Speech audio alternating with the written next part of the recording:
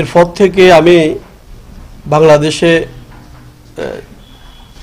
স্বরাষ্ট্র মন্ত্রণালয়, পররাষ্ট্র মন্ত্রণালয়, ডিসি নোয়াখালী, এসপি নোয়াখালী বরাবর, র্যাব 11 বরাবর আমি অনেকগুলো অভিযোগ করি এবং সৌদি আরব জেদ্দা এম্বাসি বরাবর অভিযোগ করি।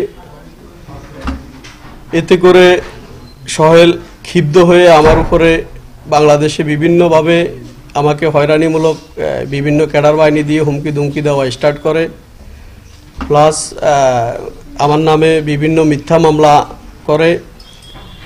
এতে করে আমি বাস্তবত নোয়াখালীতে আসা আমার রিস্কজনক হয়ে গেছে। আমি ভয়ে নোয়াখালীতে আসতেছি না দীর্ঘদিন।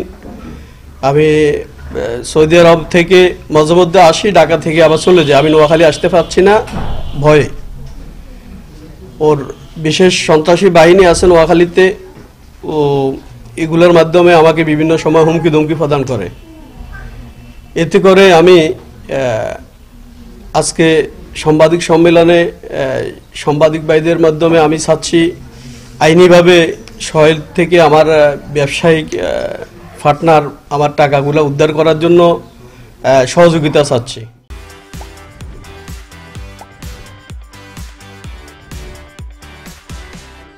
আমার হাজবেন্ড আজিজুর রহমান সোহেল হাসানের সাথে ব্যবসাতে যুক্ত হয়েছে। তো উনি প্রথম 6 মাস হচ্ছে ব্যবসা ঠিকভাবে রানিং ছিল।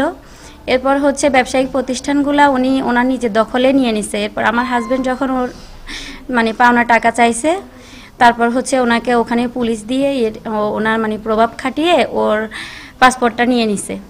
এখন হচ্ছে আমার হাজবেন্ড না আসতে পারতেছে বাংলাদেশে, না ওখানে কোনো ব্যবসা বাণিজ্য আছে, মানে ওর হচ্ছে খুব খারাপ অবস্থা আর কি। ও হচ্ছে বাংলাদেশ থেকে আমাদের নিজস্ব কিছু জায়গা জমি বিক্রি করেও মানে ওর সাথে ব্যবসা ইনভেস্ট করছে আর কি।